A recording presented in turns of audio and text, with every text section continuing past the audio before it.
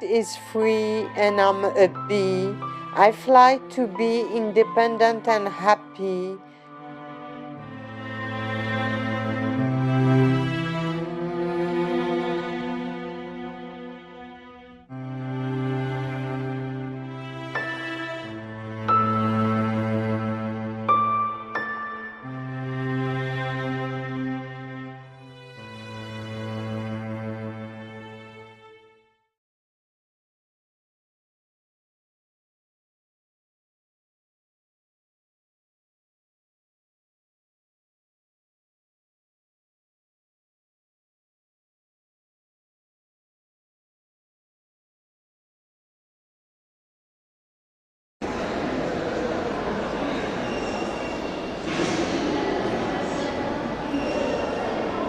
Bismillahirrahmanirrahim. Assalamu alaikum wa rahmatullah.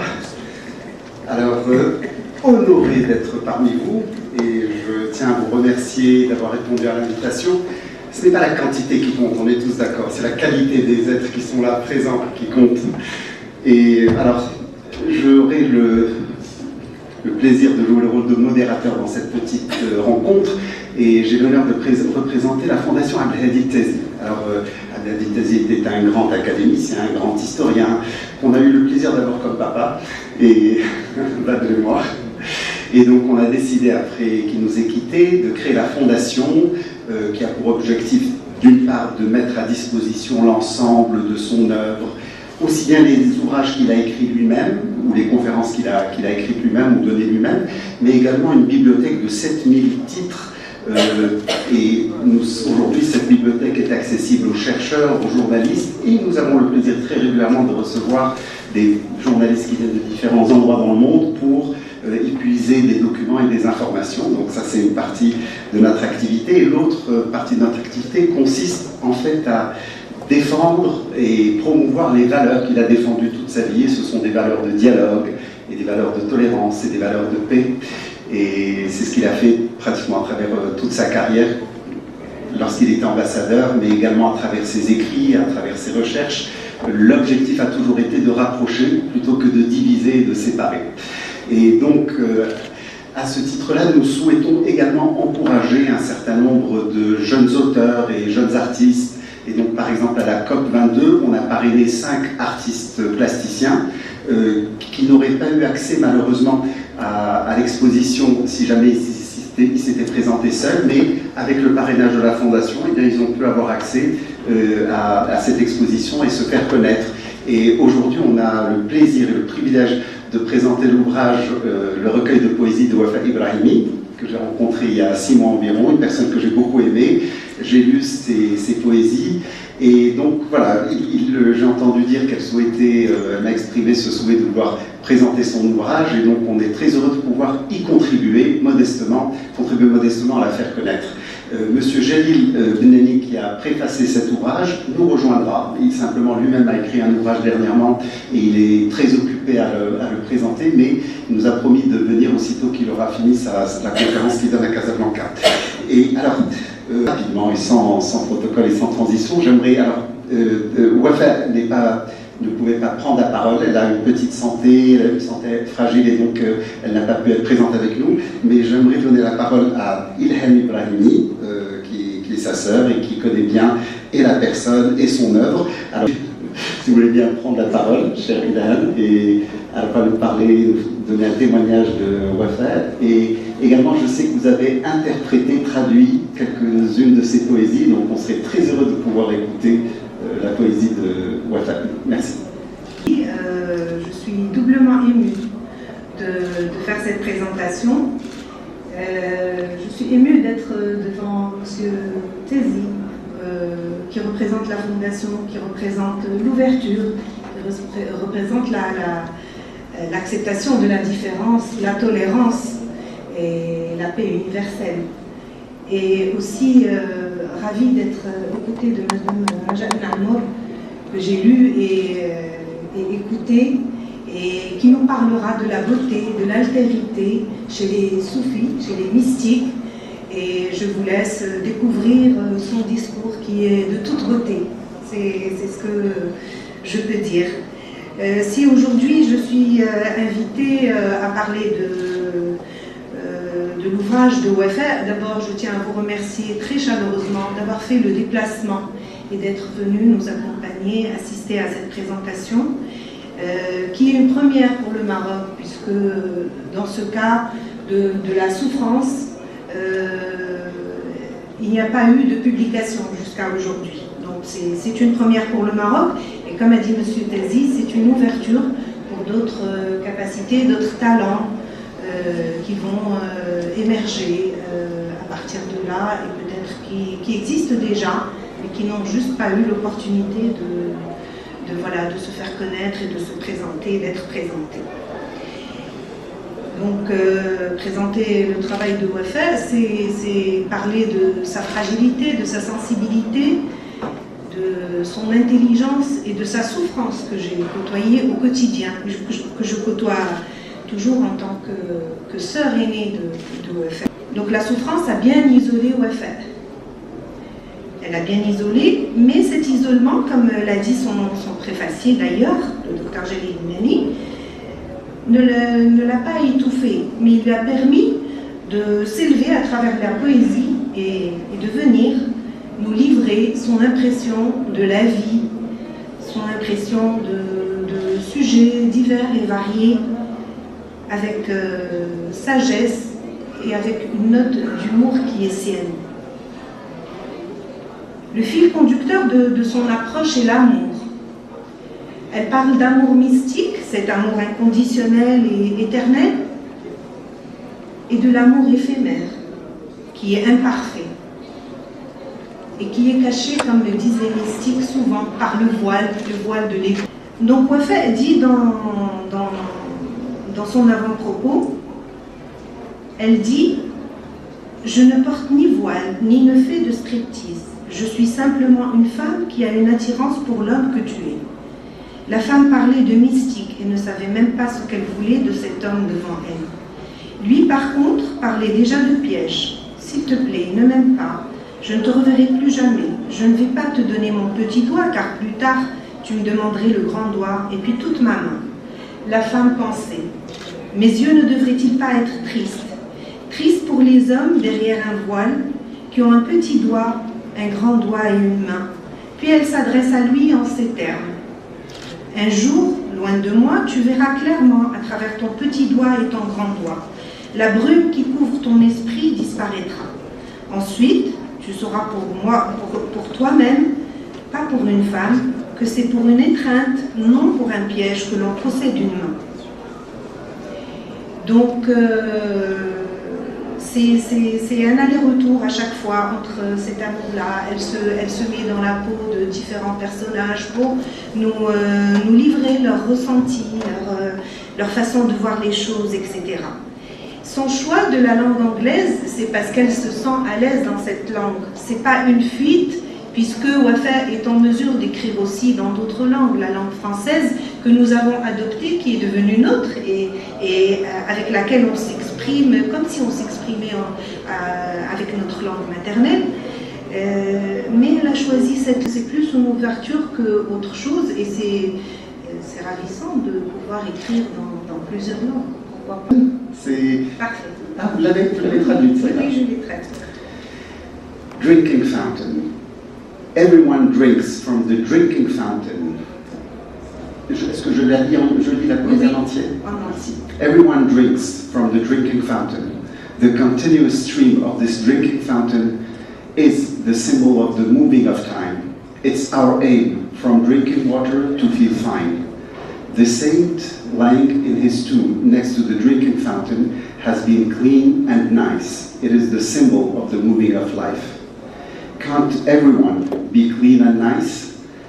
To have from life luck and happiness, drink some water from this drinking fountain. It's clear and nice. You will be cured and you will feel the happiness of life.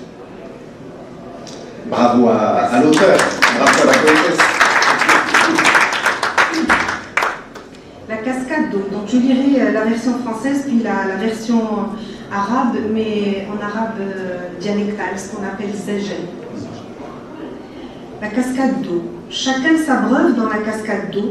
Le flux permanent de cette cascade est le symbole du mouvement du temps. N'est-ce pas notre fin d'obtenir de ce breuvage, de nous sentir bien? Le saint couché dans sa tombe, à côté de la cascade d'eau, a été purifié et béni. C'est le symbole du mouvement de la vie.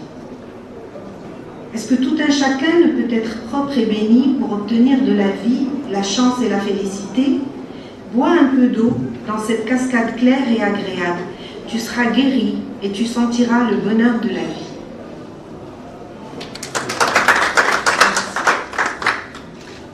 عوينة الماء كل ما نشرب من عوينة الماء ولات السيل دافق رمز الزمان الواثق. واش ماشي مرادنا من هذيك الشريبة نفوزوا بالصحة القريبة؟ ولي الله في قبرو راقد في جنب العوينة د الماء بعد ما تطهروا زيان. هكذا سنة الحياة بانت للعيان. واش ما يقدرش كل واحد يكون طاهر ومزيان باش يفوز من هذه الحياة بالزهر والنشاط؟ نهل شي رشفة من عوينة الماء الدافقة راه صفاها وحلاوة الرشفة ما يجيك منها غير الشفا. Éric Geoffroy, et elle est conférencière et chercheuse dans le domaine du soufisme. Et voilà, lorsqu'elle a pris connaissance de ce recueil de poésie, elle a souhaité exprimer quelque chose autour de la beauté et en rapport avec le soufisme, et plus particulièrement l'œuvre du grand mystique, du grand maître Ibn al-Arabi. Et donc on va découvrir certainement de très belles choses à travers son discours. Merci d'être avec nous. Moi je suis très heureuse d'être parmi vous. Je voudrais remercier les organisateurs, donc, particulièrement Wafa et Ilham Ibrahimi. J'ai beaucoup d'émotion d'être là sans Wafa. Et pour tout vous dire, en son absence, j'espère en être digne. J'espère être digne de la représenter. La vérité, c'est par définition ce qui est autre que moi. Donc ce qui est autre que moi, ce qui n'est pas moi, l'alter, c'est-à-dire moi, l'ego, l'autre. Et l'altérité, c'est donc le respect de la différence de cet autre. Et par conséquent, l'acceptation, la réalisation et l'acceptation de l'autre dans sa différence, dans sa singularité, dans sa particularité, dans tout ce qui fait finalement son individualité. Alors, bien entendu, l'altérité, ce n'est pas un rapport ou un principe qui se joue entre les hommes, entre les humains. C'est une conscience d'altérité qui doit être vécue avec tous les règnes de la création. Et pour respecter un petit peu la création des règnes, selon la cosmogénèse akbarienne ou soufie de tous les temps, eh bien, il s'agit d'être dans le respect de la différence, du règne minéral pour commencer, végétal, animal et puis humain. Alors, cette conscience de vie, à mon sens, elle participe remarquablement à ce que moi j'oserais appeler l'écologie de l'être. Et j'ai tenu à en parler dans la vision akbarienne, c'est-à-dire dans celle de Ibn Arabi. Bon, je ne doute pas qu'il puisse y avoir dans la salle ce soir des gens qui connaissent quand même Ibn Arabi. Mais bon, moi je suis akbarienne de cœur, il faut le savoir, dans ma spiritualité. Et je vais un petit peu présenter rapidement donc ce grand mystique. Muhyiddin Ibn Arabi est un mystique andalou du XIIIe siècle, né à Murcie. Il est appelé Cheikh Akbar parce qu'il nous a quand même laissé en héritage un legs de à peu près, environ, je pense, à peu près, on est d'accord, sur 846 œuvres, dont l'œuvre majeure qui est Futuhat al-Makkiyya, les illuminations mécoises, qui sont en 36 volumes, plus une exégèse du Coran qui faisait à peu près une soixantaine de volumes et qui a disparu à sa mort. Bien, alors bien sûr, Ibn Arabi, le Cheikh Akbar, toute sa pensée est absolument humainement impossible à appréhender et encore moins à résumer en 15 minutes, parce que j'ai obtenu 5 de plus, en 15 minutes, mais je vais m'appliquer à aller à l'essentiel compte tenu de sa vision sur l'altérité. Et donc, ce que j'ai envie de dire, c'est que l'altérité, ce respect de la différence, cette acceptation de l'autre en tant qu'autre, elle a été l'un des fondements majeurs de la pensée donc akbarienne, dans le rapport à à l'autre, c'est-à-dire avec un A majuscule quand il s'agit de la divinité de Dieu, donc un A majuscule, et un A minuscule quand il s'agit de la créature, de la création. Pas nécessairement la créature, parce qu'on a parlé de tous les règnes qui ont participé à la vie de l'existence dans le monde phénoménal. Et donc, elle a été la pensée axiale du Cheikh Akbar, parce qu'il s'est beaucoup appliqué à essayer d'écrire dans un langage souvent vertical et synthétique ce rapport inépuisable dans le monde de la dualité. Cette dualité qui fait qu'il y a moi, qu'il y a l'autre, toujours dans le monde de l'existence physique, dans le monde terrestre, donc dans le monde périssable. Donc, on n'est pas, si vous voulez, dans l'un comme on pourrait le vivre dans un phénomène ou dans un état spirituel. Là, il nous parle de l'altérité véritablement dans le monde de la conscience et dans notre rapport à l'autre. Et pour lui, eh bien, l'humain, il se doit à l'impératif de reconnaître à la fois la différence dans le genre, c'est-à-dire le féminin et le masculin, la différence dans les croyances, accepter, réaliser, respecter toutes les autres religions, et enfin, la différence dans les singularités. Alors, la singularité, c'est-à-dire ce caractère unique qui va venir faire ce que chacun d'entre nous est. Et chacun de nous, en fait, ce soir, est distinct de son voisin, c'est clair.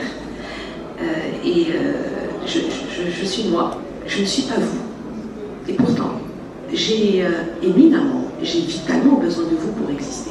Parce que la vie ne pourrait pas être possible sans l'autre. L'existence n'est pas possible sans l'autre. Et Ibn Arabi voit, si vous voulez, dans l'altérité, une espèce d'éthique, au-delà de la morale, qui, en dehors du fait qu'elle est applicable à la loi islamique, dans les textes scripturaires, dans la charia islamique, il voit véritablement une exigence qui doit être imposée à l'humain. Pourquoi? Encore une fois, eh bien pour permettre à l'humain de sortir de cet isolement de sa singularité. Et sortir de l'isolement de sa singularité, c'est le faire rentrer en communion, en cohésion, dans une pluralité, dans un ensemble, dans une communauté, justement pour essayer d'atteindre ce vivre ensemble. Et donc, accepter cette singularité en l'autre, cette particularité qu'il y a véritablement chacun d'entre nous, qui fait qu'on est des êtres uniques, encore une fois, eh bien, c'est la condition première, à la fois pour être dans un rapport à soi-même, dans une relation totalement pacifiée, et en même temps, je dirais que c'est les fondations nécessaires, morales et éthiques de toute une nation, j'espère la nôtre, qui se veut rassemblée, solidaire et puissamment investie dans la réussite de toutes ces actions citoyennes. C'est un axe majeur. Donc dans cette mise en œuvre akbarienne, c'est-à-dire de Ibn Arabi, la figure féminine, encore une fois nous y voilà, toujours la figure féminine, il joue un rôle éminemment souverain. Pourquoi? Eh bien, parce que pour le grand mystique, il n'est pas possible le salut pour l'individu, pour l'être, pour une nation, pour l'ensemble de l'humanité, n'est pas possible, envisageable, appréhendable, sans que chacun d'entre nous réalise sa part du féminin. Attention, on ne parle pas de féminité en soi, on parle du féminin, du sacré. Et dans le soufisme, dans les ésotérismes musulmans, islamiques, le féminin sacré, il s'agit de l'essence divine inconditionnée, qu'on appelle Nafs Rahman.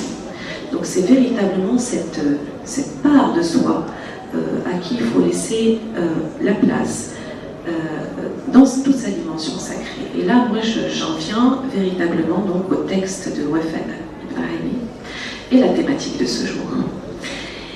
Et quand Wafat m'a offert son livre lors de ma dernière conférence à la Fondation Ibn Saoud, je l'ai fait imiter sur place, 5 minutes avant de prendre la parole. Et franchement, il m'a pas fallu rentrer à la maison et décortiquer et essayer d'interpréter ces mots avec éclat, véritablement. J'ai reconnu la présence du beau dans ses vers.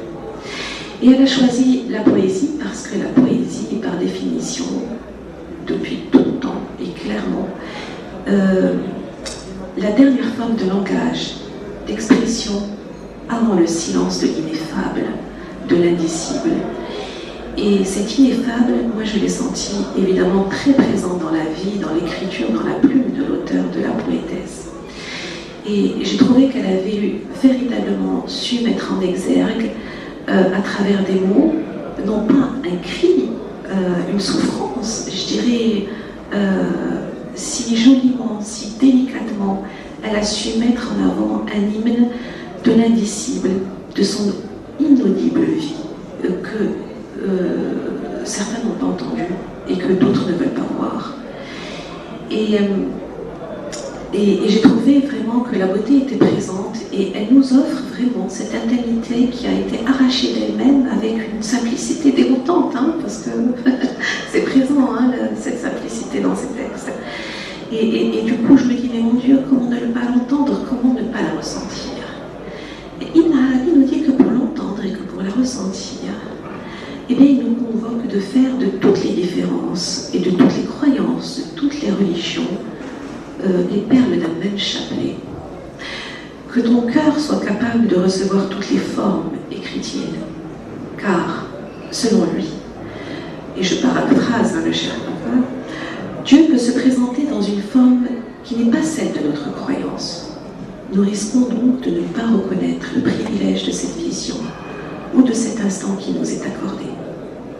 Donc pour ceux qui l'ont compris ce soir, la différence n'est pas seulement un droit, la différence c'est le fondement même du vivant et de l'existence. Je veux dire par là que nous sommes à la fois une pluralité, et encore une fois le un avec un U majuscule, donc la divinité, le divin, le Seigneur des mondes. Et d'ailleurs, je vais citer Surat al-Maïda, le Coran 5:48. Si Allah avait voulu, certes, il aurait fait de vous tous une seule communauté.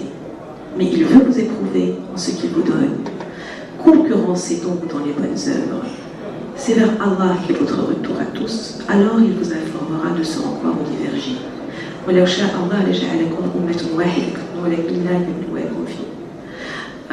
Donc la traduction en arabe. Et donc ne pas s'observer soi-même dans ce qu'il y a de singulier en nous.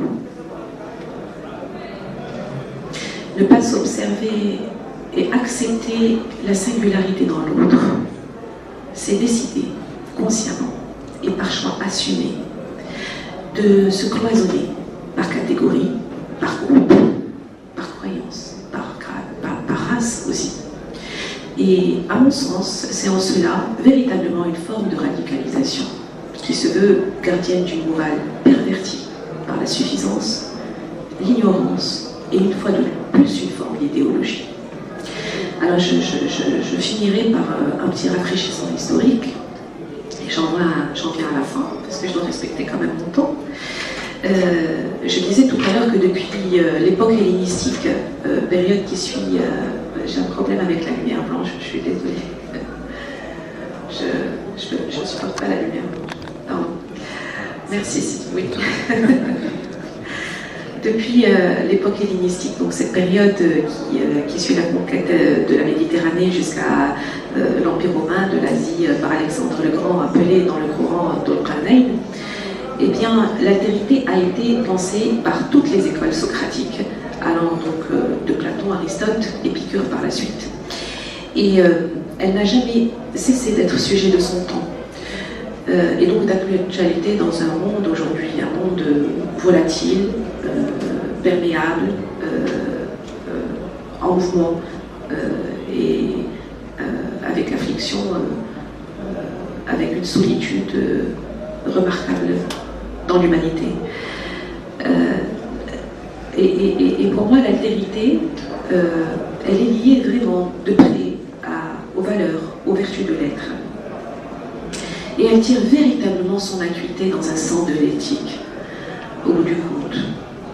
Donc, dans le cadre du soufisme, on a appliqué les valeurs de l'altérité à ce qu'on a appelé la chevalerie, la forosia, le adeb.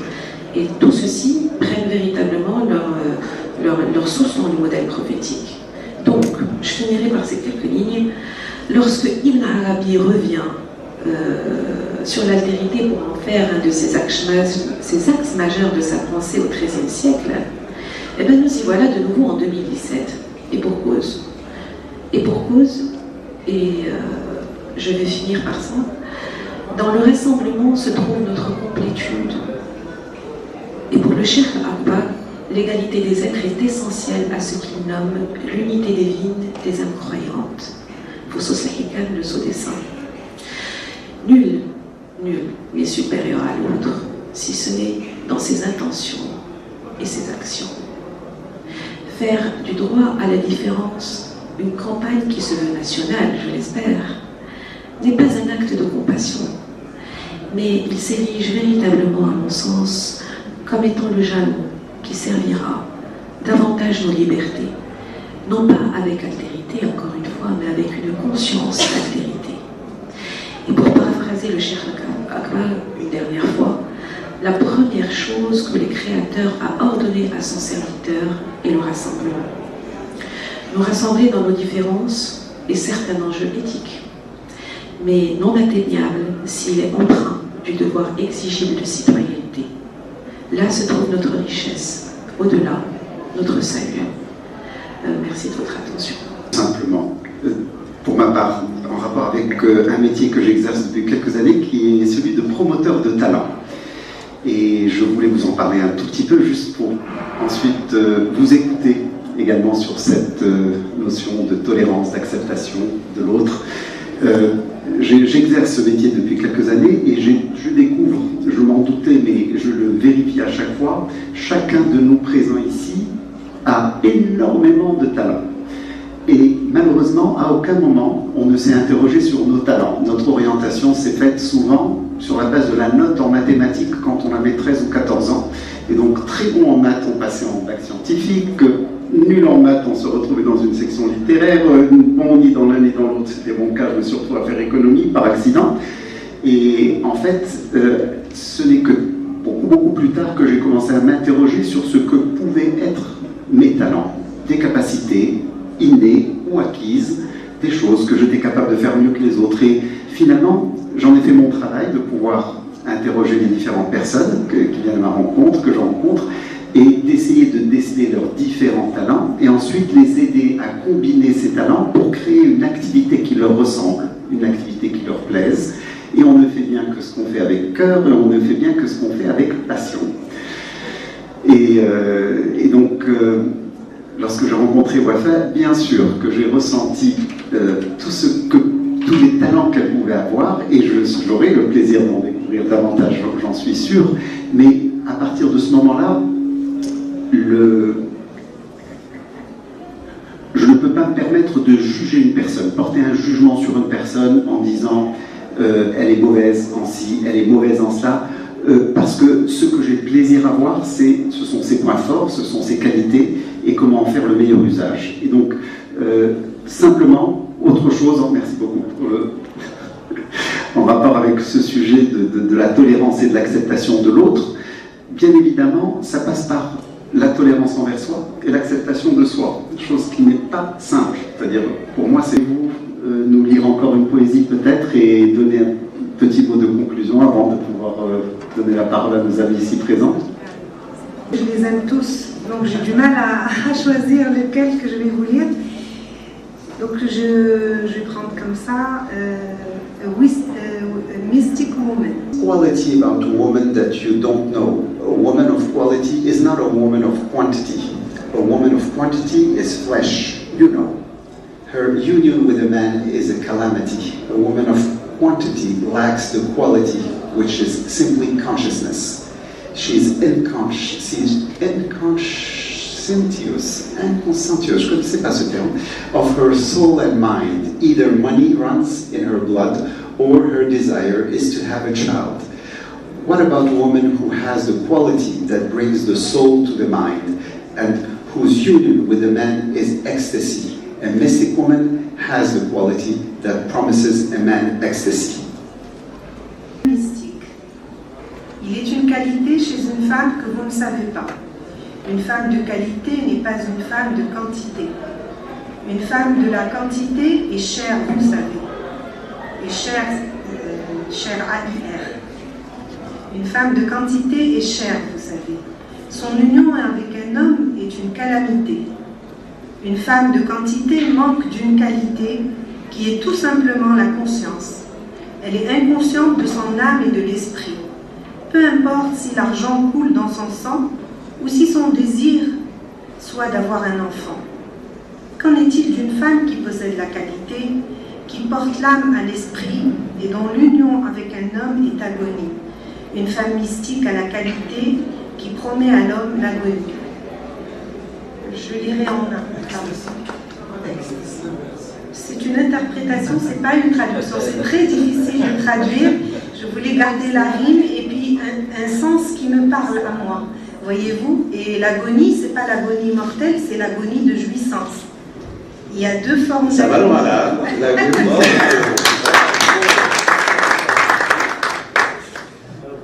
Mais il fallait garder... pour la remarque. Bravo, parce que personne n'a osé faire la remarque. On peut agoniser de deux manières. المرأة الزاهدة هناك نوع من النساء صغاو ليا يا حدار. المرأة ديال القيمة ماشي هي المرأة ديال المقدار. المرأة ديال المقدار الحيمة يا العارف وملقاها مع الراجل درار. المرأة ديال المقدار ما عندهاش واحد القيمة اللي هي الاعتبار. ما واعية لا بروحها ولا بالعقال. ماشي مهم إلا سرح في عروقها المال أو كان رغبتها في إنجاب الأطفال. أما المرأة اللي عندها الاعتبار اللي كتجلب الروح للعقال اللي ملقاها مع الرجال احتضار. مرأة زاهدة عندها الاعتبار وكتواعد الراجل بالاحتضار.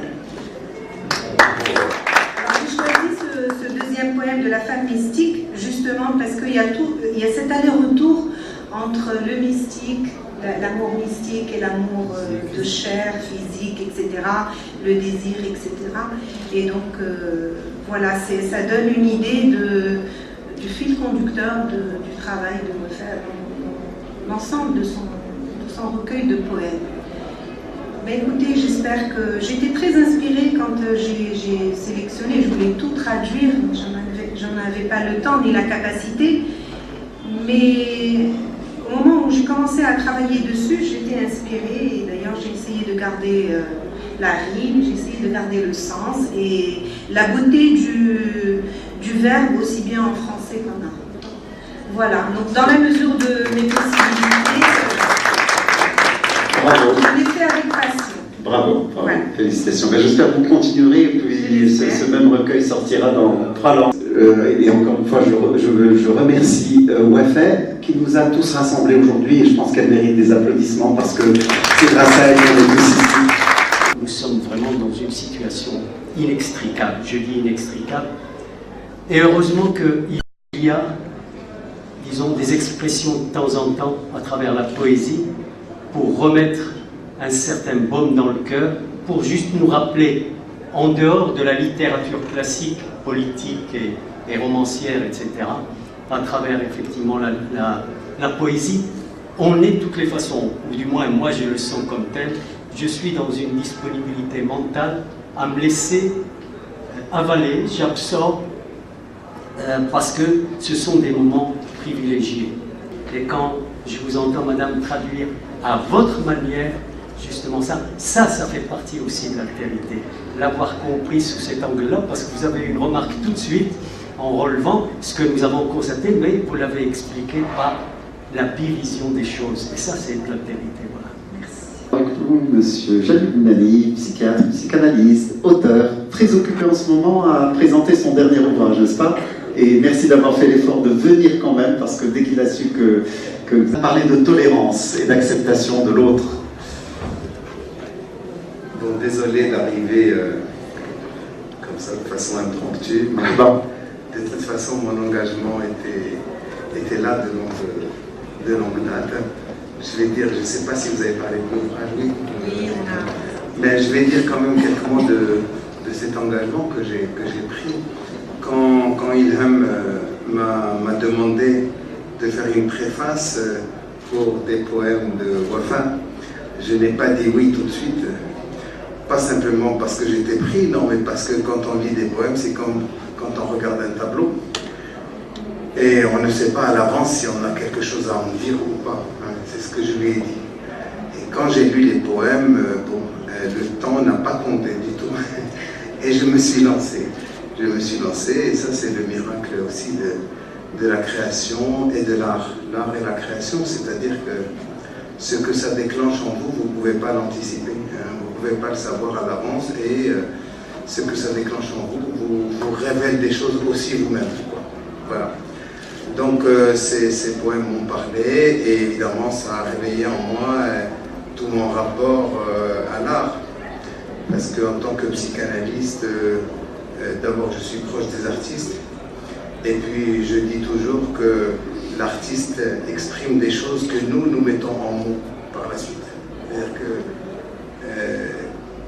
l'art, la poésie, permet de dire des choses qui touchent directement souvent à l'inconscient, hein, et que nous venons formaliser par la suite. Alors j'ai eu par le passé une expérience avec feu Mohamed Qassemi, et qui a été très marquante pour moi. J'ai eu à apprécier aussi le travail de Saladi, et justement un petit mot pour dire aussi que c'était pas que ma rencontre avec Ilham Ibrahimi elle remonte à plusieurs années, autour justement de la question de la souffrance mentale. Nous nous sommes rencontrés autour de l'écriture, et puis un jour elle m'a dit qu'elle voulait fonder une association pour venir en aide aux personnes souffrant de troubles psychiques, mais une association pas comme les autres, une association des familles et des amis. Et les choses en route, hein, je crois que j'ai entendu le mot altérité, si je dois dire quelque chose de l'altérité. Nous sommes interpellés à reconnaître l'altérité, c'est-à-dire l'autre, mais aussi l'autre en nous. Puisque vous avez parlé de mon dernier ouvrage qui porte sur la question des réfugiés. La question des réfugiés interpelle notre monde aujourd'hui, justement dans la pluralité culturelle, identitaire, linguistique.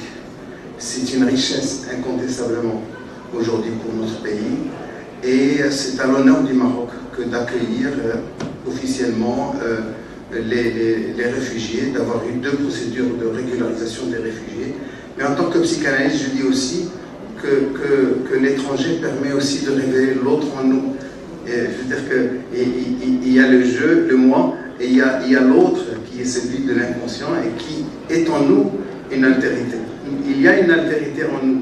Sans cela, si vous voulez, l'identité, elle serait quelque chose de figé, d'unique, et ne laisserait pas place justement à cette liberté qui est entre le jeu et le monde. الموضوع اللي كان الموضوع ديال المناقشه موضوع يعني ثقافي فلسفي مجتمعي يعني يمكن لنا يتشاتوا. بالتالي كنظن بان بالنسبه للمفهوم ديال التسامح وديال الحوار ديال حب الاخر وديال هذا، كنظن بانه اهم شيء فيه هو الانصات. بالتالي كنشكر الاستاذ بزاف على هذا. Today I have discovered a lady. I'm really happy. I'm really pleased to be with you. So, je suis sincèrement ravi d'être parmi vous. J'ai découvert aujourd'hui une dame. بالتالي كنشكركم، بهذه المناسبة هذا شهادة ديال جميع الزملاء ديالك في المهنة اللي كيتشرفوا بك وكتشرف لهم. وشكرا جزيلا أستاذ. Un terme qui est assez fort, et je crois que c'est un terme que nous devons changer un peu, parce que la souffrance de ces gens-là, finalement, quand on voit des poèmes comme ça, c'est pas des gens qui souffrent, c'est peut-être nous qui les faisons souffrir, c'est peut-être notre regard, c'est peut-être l'institution et la société même qui les fait souffrir, parce qu'on les a un peu marginalisés. Quelle différence! Ce sont des poèmes à part entière, d'une excellente qualité, très très beaux. Quelle différence! Est-ce que ça n'enlève pas à l'œuvre? Nani parlait de l'œuvre, de l'art, etc. Si on regarde tous les grands artistes, les poètes, etc., ils sont tous, ils étaient un des plus grands poètes du XXe siècle. Je trouvais que c'était un peu réducteur et que même la lecture des poèmes venait juste un petit peu de temps en temps, mais c'était pas le principal, c'était pas le plat principal, et je trouve ça regrettable parce que c'est des très beaux poèmes, et je pense que tous ceux et celles qui l'ont qui les ont lus ont été véritablement touchés parce que c'est très beau. Ça pouvait être abordé sous l'angle de la femme ou la femme dans la société marocaine, le rapport de la femme allemande dans la société marocaine, à l'amour, etc. Il y avait plusieurs angles par lesquels on pouvait aboutir et puis dire, et en fait, l'auteur, elle a eu ou un passage ou une histoire ou je ne sais pas, non, la maladie psychiatrique, etc.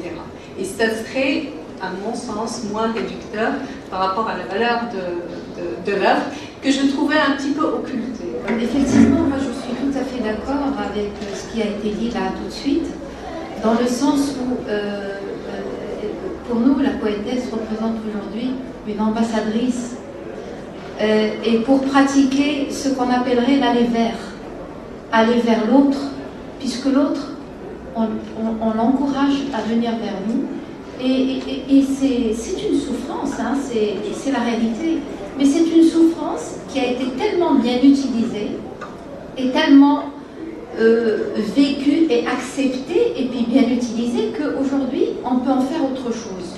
On peut en faire de l'art, on peut communiquer autour, on peut dire aux autres oui, je suis différent et voilà, regardez-moi, parce qu'on ne les regarde pas justement.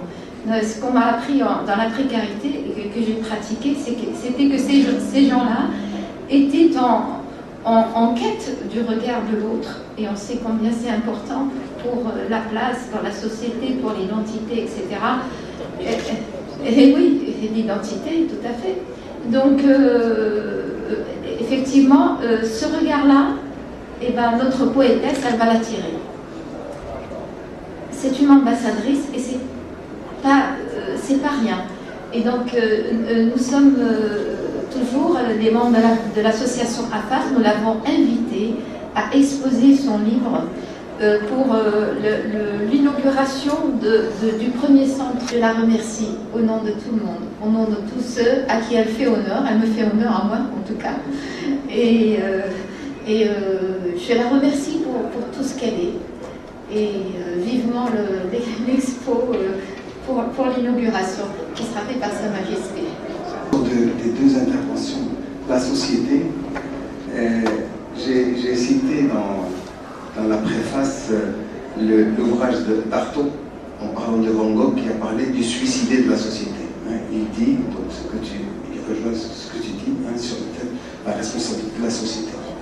Néanmoins quand même, je veux dire cela n'occulte pas la part individuelle, et je suis tout à fait d'accord que la différence, toutes nos différences, c'est le fait que nous sommes des individus uniques. Alors ça, je crois qu'il ne faut pas non plus l'occulter. Il faut vraiment en permanence s'interroger sur le rapport de l'individu à la société.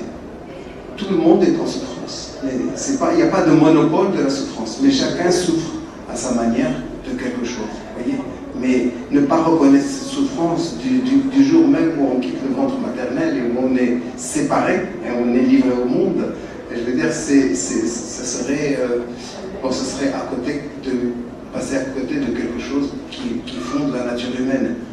Un grand psychanalyste, Jacques Lacan, a écrit « L'être de l'homme ne peut pas être compris sans sa folie ».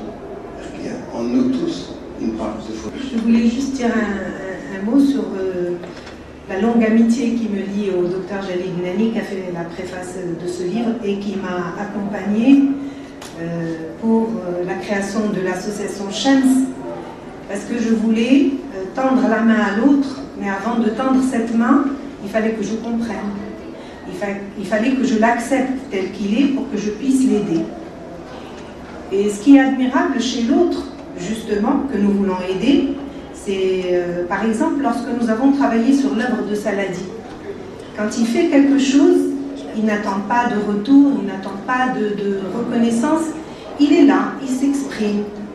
Et chacun le prend comme il veut. Et je pense que c'est le cas de tout un chacun, avec le talent qu'il a, soit artistique ou littéraire. Contrairement à nous, qui attendons de la reconnaissance, etc., ils viennent exprimer leur ressenti, et ce ressenti est sans tabou. Et c'est ça qui est de toute beauté. Donc nous avons essayé de tendre la main, comme a dit Madame Lamour, je reprends, sans compassion. c'est juste pour essayer de comprendre, pour essayer d'approcher et de mieux aider dans la mesure du possible. Et c'est comme ça que notre collaboration a débuté. Il est notre président d'honneur à l'association. Ça fait quand même une bonne dizaine d'années qu'elle existe. Et je pense que nous avons fait des pas géants au niveau de la société, au niveau médical et au niveau de l'aide que nous souhaitions accorder autour de nous. Je vais conclure en vous remerciant encore une fois pour la qualité de votre présence. Et je redirai, c'est une réunion mystique, de qualité et pas de quantité. Ravie de vous avoir eu, ravie d'avoir partagé avec vous. J'espère avoir été à la hauteur de ce travail que j'ai présenté. Mais c'est le cœur qui a parlé. Je l'ai fait avec passion et voilà, je vous en remercie.